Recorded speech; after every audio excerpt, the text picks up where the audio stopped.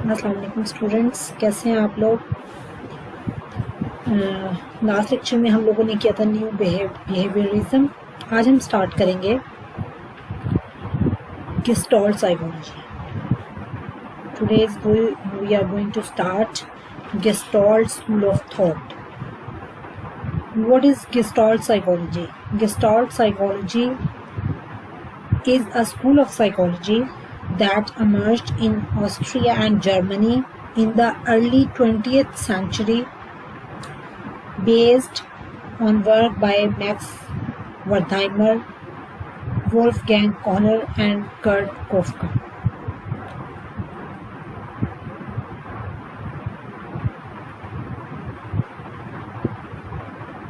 Gestalt, the word Gestalt means pattern or configuration.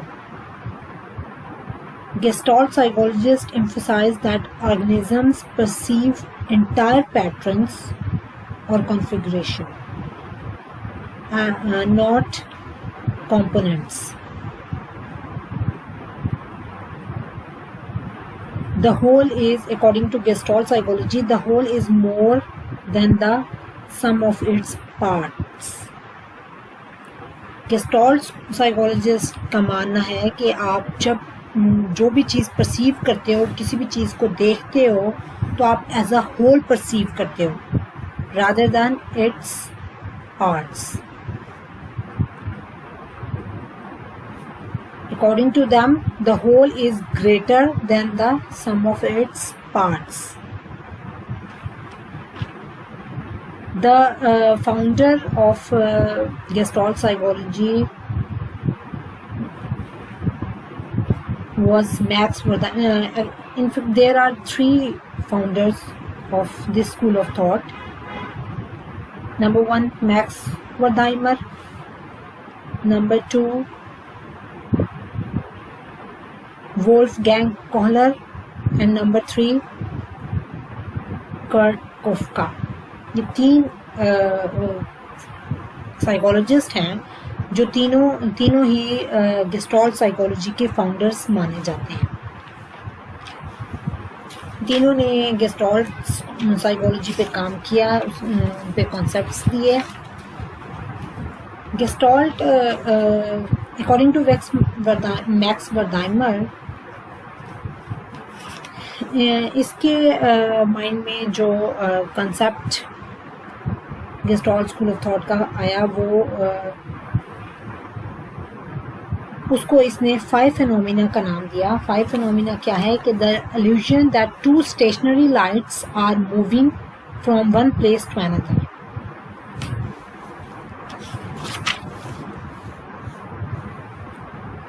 Max Wertheimer was born, पहले हम तो इनकी तीनों की थोड़ी थोड़ी हिस्ट्रीज देख लेते हैं।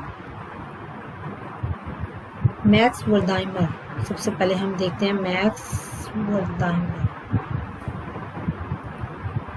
ये जी max वर्दाइमर was born in 1880 and he died in 1943.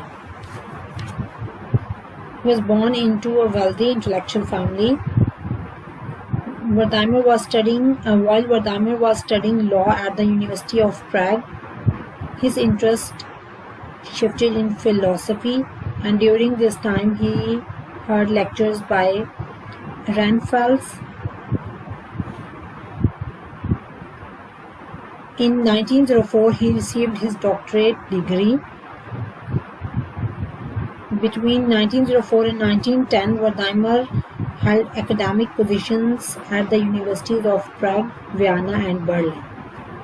He was at the University of Frankfurt from 1910 to 1916.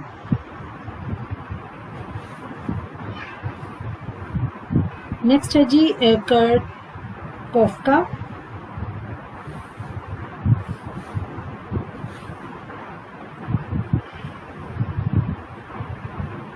He was born in 1886 and died 1941.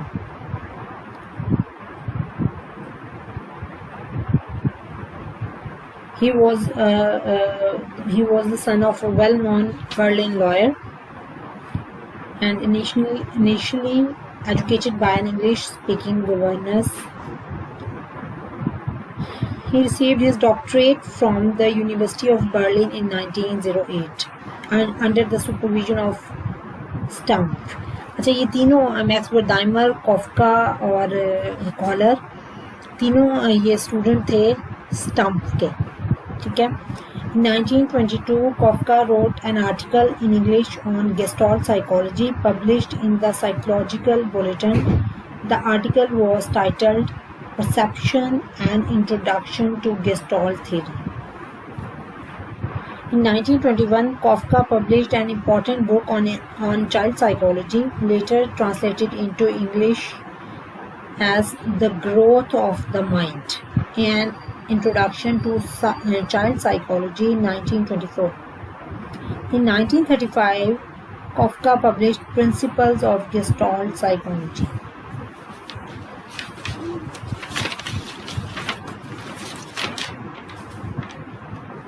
Kafka was one of the pioneers of this group and gave the different aspects of Gestalt psychology.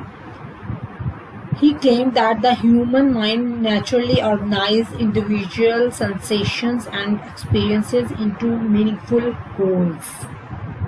He proposed his hypothesis of infant perception, saying that infants at first cannot distinguish individual objects, but perceive everything holistically. इनका मानना ये था कि आप किसी भी चीज़ को देखते हो अपने एनवायरनमेंट में तो उसको एज ए होल देखते हो. फॉर एग्जांपल हम एक चेयर देख रहे हैं तो उसको हम एज अ होल पहले परसीव करेंगे, फिर हम उसके पार्ट्स की तरफ जाएंगे कि उसमें क्या क्या चीज़ यूज़ हुई हुई है. ठीक हो गया ना. यानी आप चीज़ों को एज अ होल परसीव करते हो, आपकी senses as a whole perceive करती हैं किसी चीज़ को, फिर आप उसको कोई नेम देते हो, उसके पार्ट्स की तरफ जाते हो. उसके बाद है जी थर्ड फाउंडर है गेस्टाल्ट साइकोलॉजी का, Kohler. Kohler was born in 1887 and died in 1967.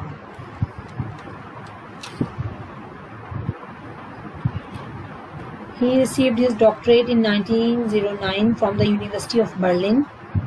Like Kafka and Koller worked under the supervision of Stumpf. In 1909, Koller went to the University of Frankfurt,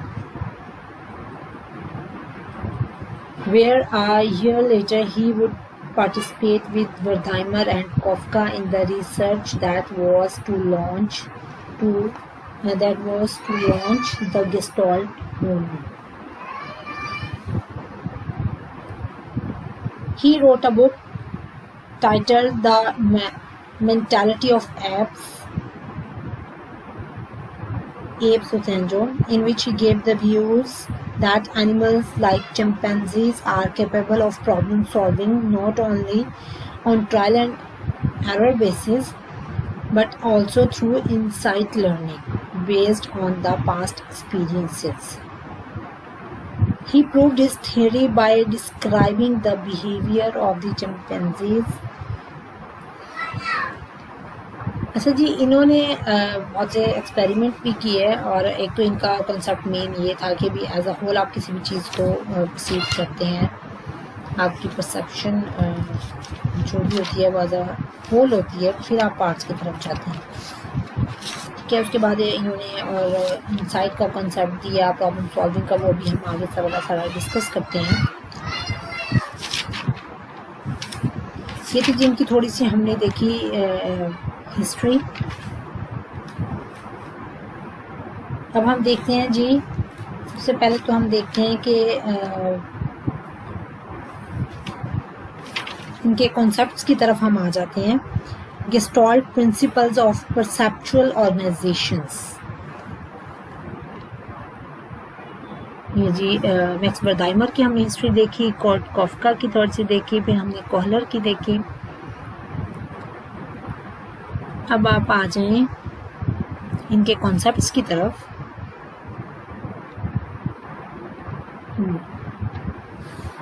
perceptual कॉन्स्टेंसीज, ये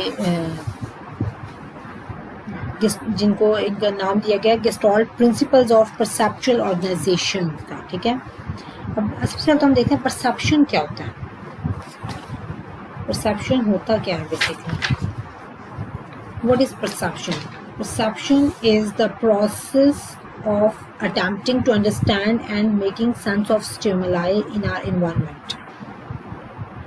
Perception refers to the way that the world looks, sounds, feels, tastes or smell. In other words, perception can be defined as whatever is experienced by a person. Perception क्या है? Basically our awareness, our understanding about something. Perception is basically a complex cognitive process that is concerned with selection, organization and interpretation of stimuli. Perception क्या है कि आप किसी चीज़ को देखते हो या सुनते हो या फील करते हो, टेस्ट करते हो, यानी अपनी परसेप्शन में क्या इन्वॉल्व होती है? हमारी सेंसेशन। अपनी सेंसेस के थ्रू आप किसी चीज़ को परसीव करते हो, या आप उसको देख रहे होते हो या सुन रहे होते हो या टेस्ट कर रहे होते हो, तभी आप किसी चीज़ को परसीव कर पाते हो ना।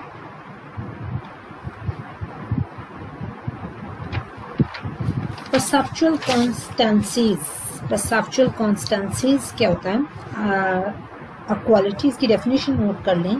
अ क्वालिटी ऑफ होलनेस और completeness in perceptual experience that does not very even when the sensory elements change. For example, once you have identified an object, you continue to recognize it even if it changes its location and distance.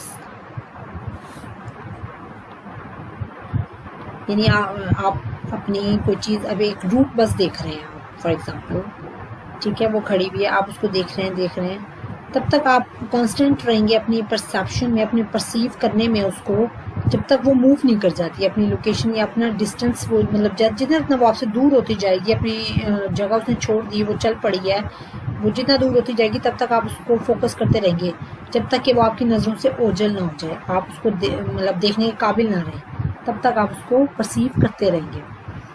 Perceptual constancies allow us to deal with our environment as relatively stable and unchanging. यानी perceptual constancies क्या है कि आप कितने constant हैं अपने perception में। हर person जो होता है different ways में perceive करता है किसी भी चीज़ को, ठीक है। For example, एक कोई lesson है, कुछ students लिख के याद करते हैं, ठीक है, कुछ को लिख के जल्दी याद हो जाता है, वो जल्दी परसीव करते हैं लिख के, कुछ सुन के जल्दी याद करते हैं, कुछ ऊंचा बोल के कुछ को याद होता है। तो ये सबकी अपनी अपनी परसेप्चुअल कॉन्स्टेंसीज है, अपनी अपनी परसेप्शन है। Perceptual constancies use memory to maintain order in the world. अब इसमें मेमोरी का बहुत रोल होता है कि किसी कितनी मेमोरी है मेमोराइज करने के लिए, जो चीज़ हमने परसीव की है उसको किस हद तक हम मेमोराइज कर सकते हैं, कितना याद रख सकते हैं, ठीक है।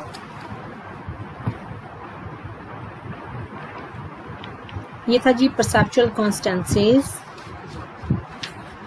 कुछ प्रिंसिपल्स बताए थे गेस्टॉल्ट स्कूल ऑफ थॉट वालों ने।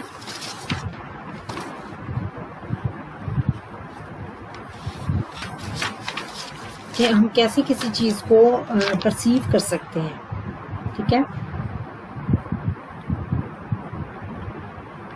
Gestalt principles of perceptual organization।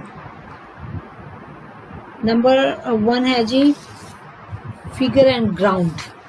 ये दिया हुआ है जी फिगर एंड ग्राउंड रिलेशनशिप। ये साथ साथ ये एग्जांपल्स भी यहाँ पे दी हुई हैं फिगर एंड ग्राउंड की। We tend to organize perceptions into the object being looked at, the figure and the background against which it appears, the ground.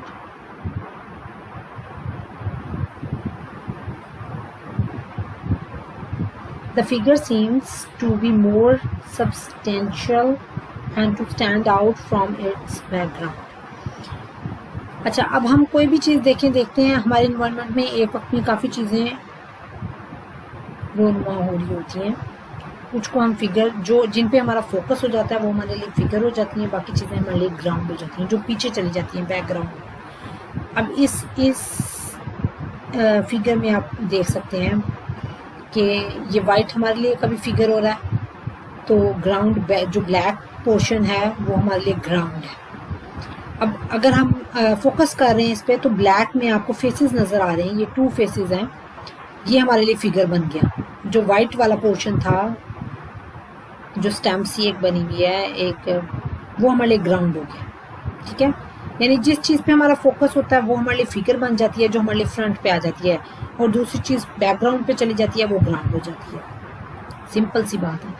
अब इसमें हम कभी हम ब्लैक पे फोकस कर रहे हैं, 4 हमें ये ब्लैक वाले नज़र आ रहे हैं हमें, तो ये हमारे लिए फिगर है, और वाइट वाले ग्राउंड हो जाते हैं। जब हमें वाइट पे हमारा फोकस हो गया है, वाइट प्रोमिनेंट हो गए हैं, तो वो हमारे लिए फिगर है, और ब्लैक जो है वो हमारे लिए ग्राउंड हो गया। ये है जी फिगर एंड ग्राउंड का कॉन्सेप्ट। ठीक हो गया। नेक्स्ट है जी प्रॉक्सिमिटी, या इसमें यहाँ पे एग्जांपल्स हमें दी हुई हैं। प्रॉक्सिमिटी, ये प्रॉक्सिमिटी की एग्जांपल्स दी हुई हैं। इसकी डेफिनेशन क्या है जी, डेफिनेशन नोट कर लें। Parts that are close together in time और space appear to belong together and tend to be perceived together। अब देखें प्रॉक्सिमिटी क्या है, कि जो चीज़ें क्लोज होती हैं एक दूसरे से, यानी हम एक पैटर्न में उसको में हमें जो नज़र आती हैं एक जैसी एक पैटर्न में, उनको हम जल्दी परसीव करते हैं। अब ये लाइन अगर देखें दूर दूर होती है, यही 2 लाइंस, एक इधर होती एक इधर होती, तो उसको हम इतने ज़्यादा फोकस ना करते। जितना ये एक पैटर्न में अच्छे तरीके से ये इकट्ठे क्लोज होके क्लोज हैं, तो हम इसको जल्दी परसीव कर रहे हैं। अब ये क्रॉस अलग-अलग क्रॉस होते तो हम इसको इतना जल्दी परसीव ना करते, इतना फोकस ना करते, जितना ये एक पैटर्न के तौर पे हम इसको जल्दी परसीव कर रहे हैं। ये क्या है, प्रॉक्सिमिटी। यानी कोई इकट्ठी जो चीज़ें होती हैं एक जैसी, उनको हम जल्दी परसीव करते हैं। देखिए इसकी एग्जांपल ले लें कि हम पार्किंग एरिया में अगर हम जाएं किसी भी, तो एक जैसी अगर गाड़ियां खड़ी हुई हैं, फॉर एग्जांपल कोई होंडा सिटी खड़ी हुई है, होंडा सिटीज़ खड़ी हुई हैं, और 5-6 इकट्ठी खड़ी हुई हैं एक जैसी, तो हम उसको ज़्यादा फोकस करेंगे। या छोटी गाड़ियाँ कोई खड़ी हुई है, ऑल्टो खड़ी हुई है, एक जैसी खड़ी हुई है, एक जैसी कोई भी गाड़ियाँ खड़ी हुई हैं, उनको हम जल्दी परसीव करेंगे। या अगर रैंडम खड़ी हैं, कोई एक बड़ी खड़ी है, छोटी खड़ी है, उसको हम इतना फोकस नहीं करेंगे, हम गुजर जाएंगे। ठीक हो गया ना।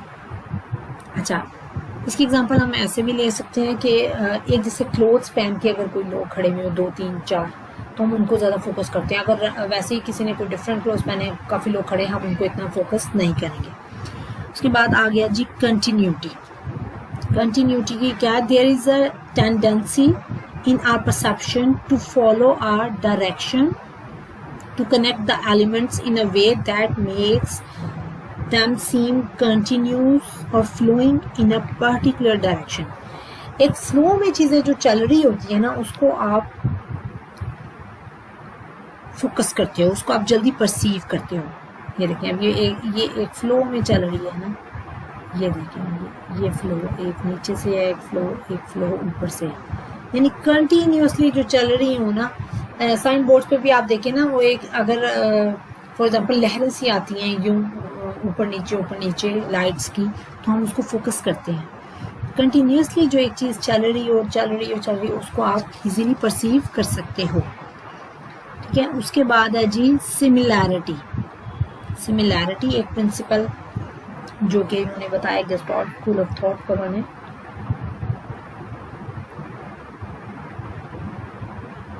कि जो चीज़ें सिमिलर होती हैं, similar parts tend to be seen together as forming a group. यानी जो चीज़ें एक जैसी होती हैं, ग्रुप सेम चीज़ें एक ग्रुप की सूरत में जब सामने आती हैं, ग्रुप की सूरत में आप देखते हैं, तो उसको आप जल्दी परसीव करते हो। फॉर एग्जांपल ये क्रॉस, ये ग्रुप बन गया, ये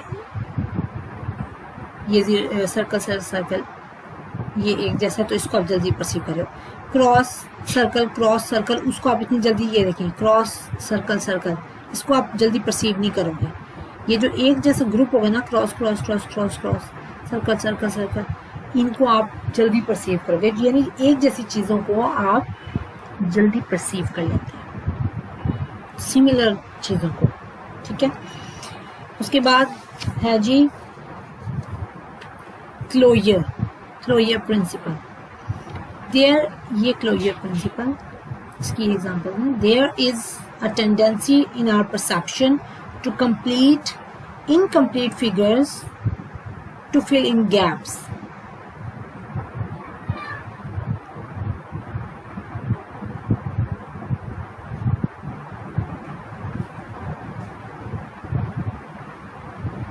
ये देखें, ये इनकम्प्लीट है देखा जाए तो, लेकिन यू परसीव अ ट्रायंगल, क्योंकि क्लोज है, अब इसको परसीव कर रहे हैं ट्रायंगल, इसको आप परसीव कर रहे हैं। ये भी इनकम्प्लीट है लेकिन क्लोज है, इसीलिए आप इसको सर्कल परसीव करें। ये इसको हम रेक्टेंगल भी परसीव कर सकते हैं, इसको दो स्क्वायर भी परसीव कर रहे हैं। मतलब क्लोज चीज़ों को आप परसीव जल्दी कर लेते हो। अगर यही चीज़ ये इधर होता और ये वाला इधर होता तो इनकम्प्लीट, तो ये अभी भी है तब भी इनकम्प्लीट होता, लेकिन इसको आप परसीव ना कर सकते कि ये क्या चीज़ है, लेकिन ये क्लोज है इसलिए आप इसको परसीव कर रहे हो जल्दी।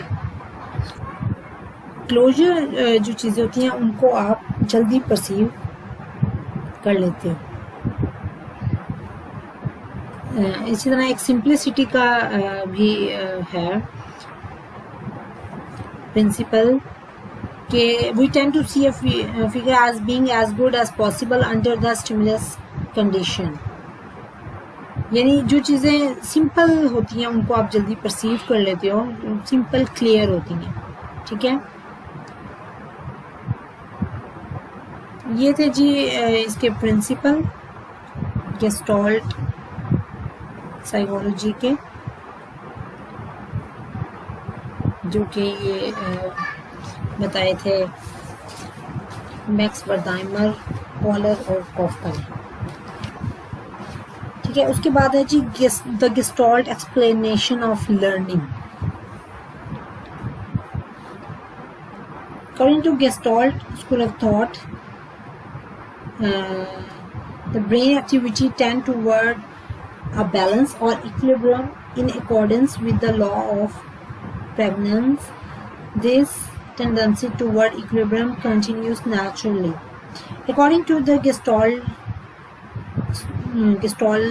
school of thought, the existence of a problem is one such disruptive influence. If a problem is confronted, a state of disequilibrium exists, ठीक है।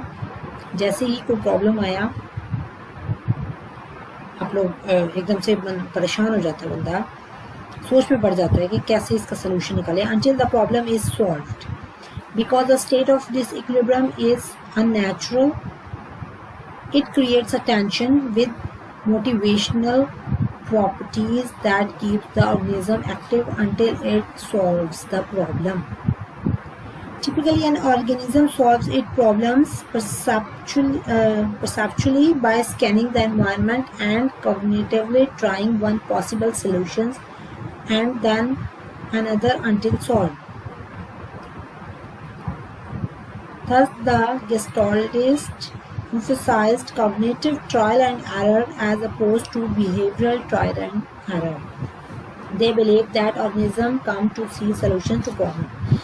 अच्छा, बिहेवियरिज्म स्कूल ऑफ थॉट के अकॉर्डिंग कि जब भी आप कोई मिस्टेक करते हैं, जैसे उन्होंने एक्सपेरिमेंट्स किए, मैंने आपको मंकीज़ चिंपैंजीज़ के भी एक्सपेरिमेंट बताए, रैट्स के बताए कि वो गलतियां कर कर के सीखते थे, ट्रायल एंड एरर के थ्रू सीखते थे।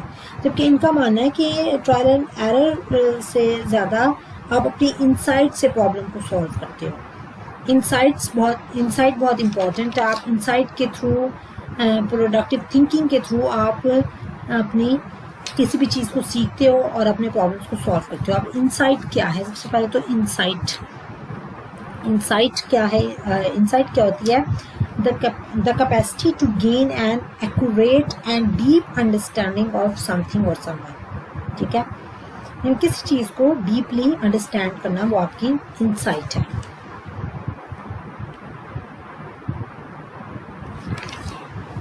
इंसाइटफुल लर्निंग फिर है। इंसाइटफुल लर्निंग क्या होती है जी?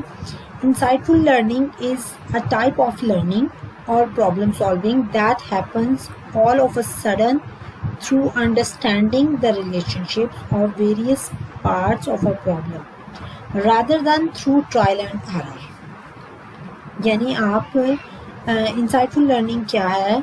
ये एक लर्निंग की टाइप होती है, एक ऐसी लर्निंग की टाइप है जिसके थ्रू आप प्रॉब्लम को सॉल्व करते हो थ्रू अंडरस्टैंडिंग, चीज़ों को अंडरस्टैंड करके, रिलेशनशिप्स को अंडरस्टैंड करके, प्रॉब्लम के डिफरेंट पार्ट्स को अंडरस्टैंड करके आप चीज़ों को सॉल्व करते हो, प्रॉब्लम को सॉल्व करते हो। ये क्या है जी? Insightful learning. ये देखिए इन्होंने ये यहाँ पे एक्सपेरिमेंट्स भी किए हुए हैं चिंपैंजीज पे कि फॉर एग्जांपल अगर रूम में इन्होंने एक्सपेरिमेंट किया कि रूम में चिंपैंजीज को किसी जगह पे बंद कर दिया और ऊपर इन्होंने कुछ खाने के लिए लटका दिया और साथ ये देखें बॉक्सेस आप देख सकते हैं, ये बॉक्सेस इन्होंने रख दिए कि कैसे ये बॉक्सेस के ऊपर बॉक्स रख के चिंपैंजी अपने टारगेट तक पहुंच सकता है। तो या फिर ये स्टिक्स रख दी, एक स्टिक को दूसरी स्टिक से ज्वाइन करके कैसे वो अपने टारगेट को अचीव कर सकता है। तो ये इनका मानना था कि ये इंसाइट है जो आपको आपके प्रॉब्लम्स को सॉल्व करने में हेल्पफुल होती है। यानी आप अपनी इंसाइट को यूज़ करते हुए सिचुएशन को पहले अंडरस्टैंड करते हैं, फिर अपने इंसाइट को यूज़ करते हुए आप प्रॉब्लम को सॉल्व करते हो, जैसे कि चिंपैंजीज ने किया। इनका मानना था कि चिंपैंजीज ने अपनी इंसाइट को यूज़ करते हुए अपने टारगेट को अचीव किया। तो जो इंसाइट है वो बहुत इम्पॉर्टेंट है और ट्रायल एंड एरर से ज़्यादा इम्पॉर्टेंट है किसी भी सिचुएशन को हैंडल करने के लिए और या किसी भी प्रॉब्लम को सॉल्व करने के लिए। नेक्स्ट है जी प्रोडक्टिव थिंकिंग। प्रोडक्टिव थिंकिंग क्या है जी? Wertheimer was concerned with the application of Gestalt theory to education as mentioned his book productive thinking. अच्छा, ये वर्दाइमर की इम्पोर्टेंट बुक थी प्रोडक्टिव थिंकिंग पे इसने एक बुक लिखी थी, was published in 1945।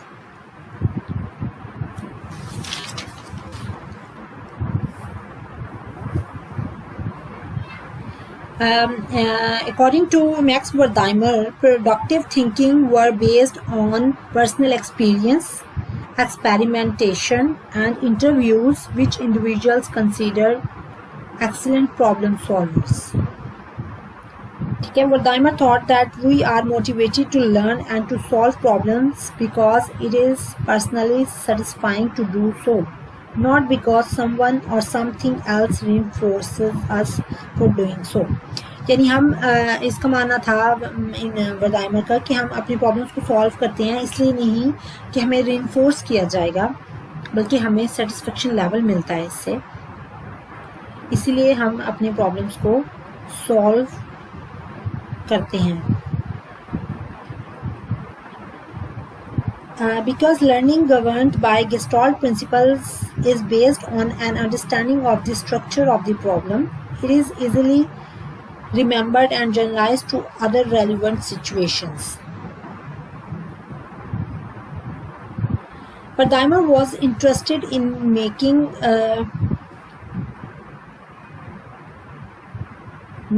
a distinction between reproductive thinking and productive thinking. Reproductive thinking क्या है? Reproductive thinking is according to Wertheimer, reproductive thinking is associated with repetition, conditioning and habits. ठीक है? And productive thinking क्या है? Productive thinking is the product of new ideas and breakthroughs. Productive thinking Wertheimer के according, Gestalt school of thought के according कि productive thinking क्या है कि आप न्यू आइडियाज़ क्रिएट करते हो, इनोवेशंस लेके आती हो अपनी सिचुएशंस के अकॉर्डिंग। अपने सिचुएशंस के अकॉर्डिंग आप अपनी क्रिएशंस को यूज़ करके, अपने माइंड को यूज़ करके, न्यू आइडियाज़ को यूज़ करके अपने प्रॉब्लम्स को सॉल्व करते हो। Productive thinking is insight based reasoning. Max Wertheimer argued that only insightful reasoning could bring true understanding of conceptual problems and relationships. इनका मानना था कि जो भी आप प्रॉब्लम सॉल्व करते हैं, अपनी प्रोडक्टिव थिंकिंग को यूज़ करते हुए प्रॉब्लम को सॉल्व करते हैं, अपनी क्रिएटिविटी को यूज़ करते हुए, ना कि आप ट्रायल एंड एरर के थ्रू, कंडीशनिंग के थ्रू या रेपिटेशन के थ्रू आप अपने प्रॉब्लम्स को सॉल्व करते हो। जैसे कि जो कि बिहेवियरिज्म स्कूल ऑफ थॉट वालों का मानना था, उन पे क्रिटिसाइज़ किया इन्होंने कहा कि नहीं, आप ट्रायल एंड एरर के थ्रू नहीं, कंडीशनिंग के थ्रू नहीं, ट्रायल एंड एरर के थ्रू नहीं, बल्कि आप प्रोडक्टिव थिंकिंग के थ्रू, इंसाइट के थ्रू अपने प्रॉब्लम्स को सॉल्व करते हो, उसके थ्रू आप लर्न करते हैं। ठीक है, ये था जी गेस्टाल्ट स्कूल ऑफ थॉट। ये मैंने बड़ा समराइज़ करके आप लोगों को करवा दिया है, जो मेन चीज़ें थी। ये हमारा कंप्लीट हो गया आज ही गेस्टाल्ट स्कूल ऑफ थॉट। जो कुछ ना समझ आए, मंडे ट्यूसडे को मैंने आप लोगों को टाइम बताया हुआ है, आप व्हाट्सएप ग्रुप पे मैसेज कर सकते हैं 10 to 11 AM Monday and Tuesday. आप लोग मैसेज करके पूछ सकते हैं जो भी आपको इस लेक्चर के रिगार्डिंग समझ ना आए। ओके, टेक केयर, अल्लाह हाफिज़।